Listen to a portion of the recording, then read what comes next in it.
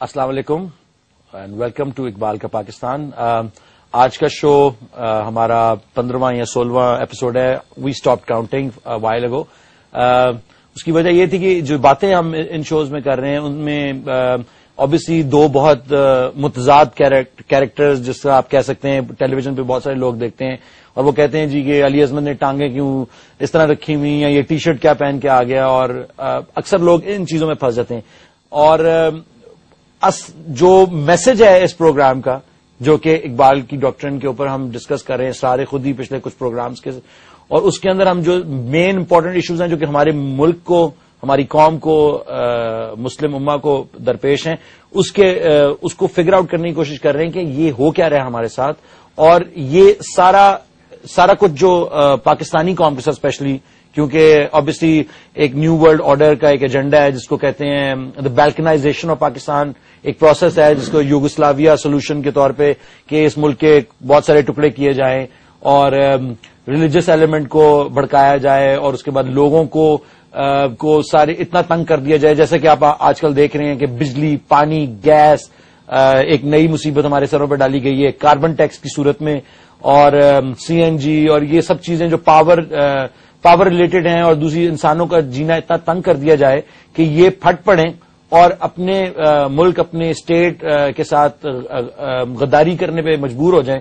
اس کے علاوہ یہ سارے جو طالبانائزیشن اور بہت سارے جو ایلیمنٹس اس وقت کام کر رہے ہیں اس ملک کے اندر, ان سب کو سمجھنے کے لیے یہ شو ایک بہت مفید آلہ کے طور پہ سامنے آیا ہے. جو آج ہم بات کرنا چاہتے ہیں وہ یہ ہے کہ زوال ایک طرح سے ہمارے ملک پہ آ رہا ہے, اور لوگوں کی جو سائیکی وہ اتنے ڈپریس ہو چکے ہیں لوگ ہمارے پاکستان کے. جو لوگ اچھے اور سچے مسلمان ہیں ان کو تو اپنی طرح کا کوئی بندہ نظر ہی نہیں آتا. وہ کہتے ہیں کہ یہ obviously this world is taken over by کفار, اور وہ سمجھتے ہیں کہ اب دنیا کا خدائی حافظ. میرے جیسے جو لوگ ہیں جو کہ ان دا مڈل ہیں وہ یہ سمجھتے ہیں کہ اس طرف جاؤں یا اس طرف جاؤں. جو لوگ ایک طرف گئے میں وہ تو شاید بہتر ہے, لیکن میرے طرح کے لوگ میرے خیال سے کچھ زیادہ ہیں اس ملک کے اندر یا پوری دنیا میں. آپ کہہ لیں کہ جو آپ نے پچھلے شو میں بھی آپ نے ایکسپلین کیا کہ ہم صرف لا تک پہنچے تھے اور اس کے آگے ہمیں سمجھ نہیں آ رہی تھی کہ لا الہ الا اللہ جو جب کہیں گے تو اس کے بعد ہماری کنفیوژن. اور obviously I come to that point, اور ہوپ فلی جو ہمارے آڈینس ہے جو لوگ سنتے ہیں اس شو کو فالو کرتے ہیں اور جو ہمیں SMS بھیجتے ہیں فونز کرتے ہیں وہ بھی اس پوائنٹ تک شاید پہنچ گئے ہوں اور اپنی عقل کے اندر اپنی سوچ کے اندر اپنے اس سارے فینومینا کو سمجھنے میں. تو یہ جو زوال پاکستان کے اوپر آیا ہے اس کی کیا وجہ ہے کہ اس کے پیچھے ہمارے علماء ہیں جو دینی تعلیم دینے والے یا جو دینی آرگنائز ریلیجن کی صورت میں یا نیو ورلڈ آرڈر کی اسپانسرڈ یہ جو گروپس نکلے آ رہے ہیں جن کے پاس اسلحہ بھی ہے, ریڈیو سیٹس بھی ہیں, میزائلز بھی ہیں, اور کہنے کو یہ پہاڑی لوگ ہیں لیکن ان کے پاس اکوپمنٹ جو ہے وہ لیٹسٹ امریکن اکوپمنٹ ہے اور ہر چیز ہے.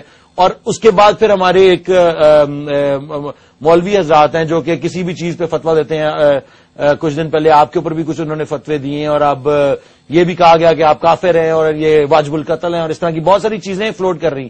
تو یہ کیا سارا اس زوال کا حصہ ہے؟ اقبال اس کے بارے میں کیا کہتے ہیں؟ یہ جو اتنی زیادہ ڈفرنٹ اسکول آف تھاٹس جو آ گئے ہیں اور ایک گڈمٹ سا ہو گیا ہے کہ ہمارے ایک عام انسان تو چوز کر ہی نہیں سکتا کہ وہ کہاں جائے, کس طرف جائے.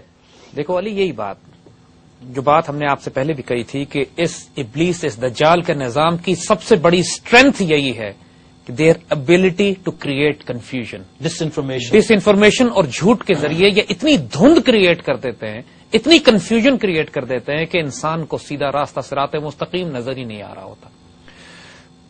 تو یہ جو چینلز صاحب جو ہمارے پاکستان کے اپنے نیوز چینلز اور خاص طور پہ یہ اس طرح کی ڈاکٹرین کو یہ لوگ بھی کیا اس نیکسس کا حصہ ہیں؟ دیکھیے بہت سارے لوگ اس سسٹم میں نادان دوست کی حیثیت سے رکھتے ہیں, بہت دانا دشمن بھی ہیں جی, اور بہت سے لوگ نائیو ہیں, بے وقوف ہیں, جینوئنلی برے لوگ نہیں ہیں جی, اچھے لوگ ہیں, لیکن وہ سسٹم کنڈیشننگ کی وجہ سے یا سمجھتے نہیں ہیں سسٹم کو, یا ابھی اتنے آپ کو اتنا مضبوط نہیں پاتے کہ اس سسٹم کو ریزسٹ کر سکے.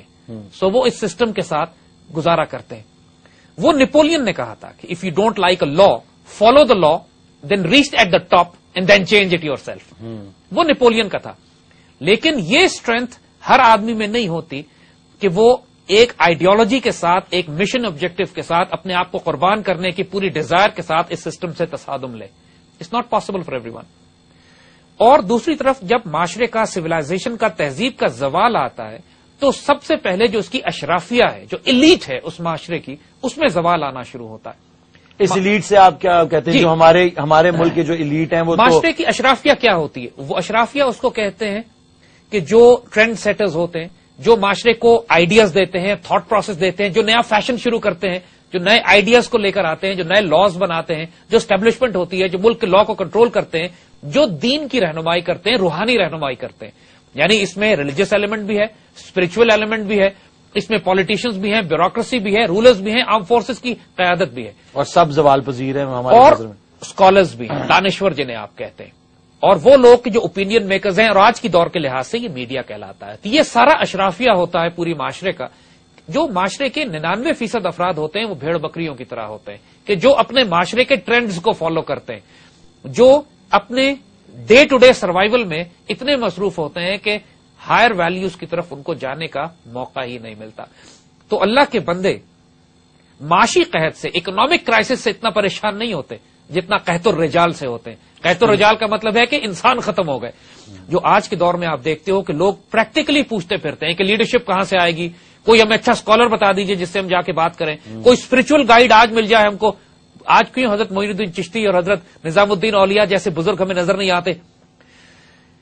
کیوں ہمیں احمد بن حنبل, مالک اور شافعی جیسے, امام ابو حنیفہ جیسے علماء نظر نہیں آتے؟ کیوں مجدد الفسانی جیسے علماء نظر نہیں آ رہے ہمیں؟ کیوں علامہ اقبال جیسے دانشور پیدا ہونا بند ہو گئے؟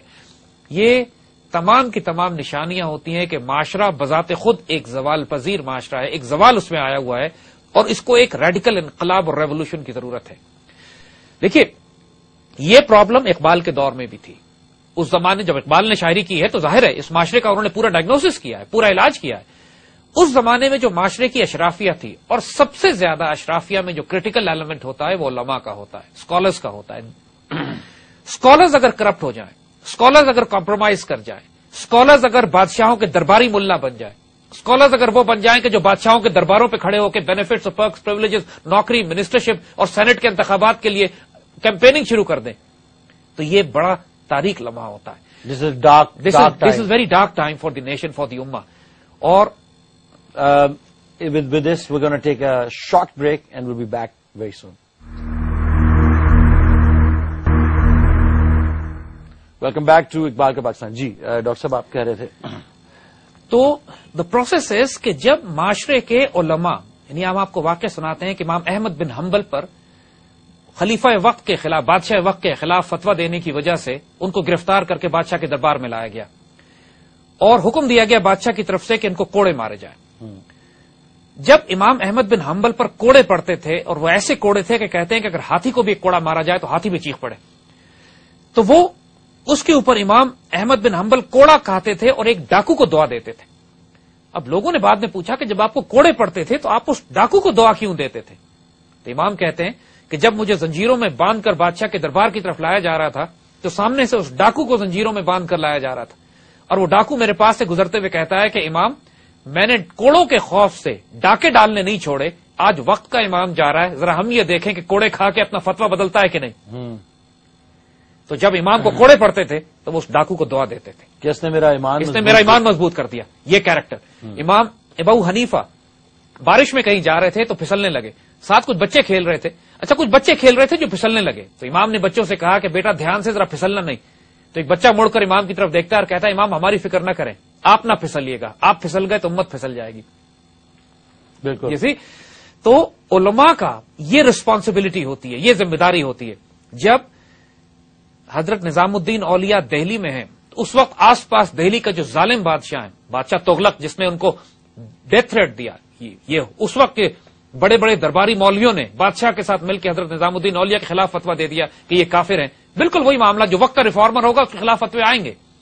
جو درباری مولوی ہے, جو تنخواہ لیتا ہے بادشاہ سے, اس کے ویسٹڈ انٹرسٹ ہوتے ہیں, وہ خراب ہو رہے ہوتے ہیں.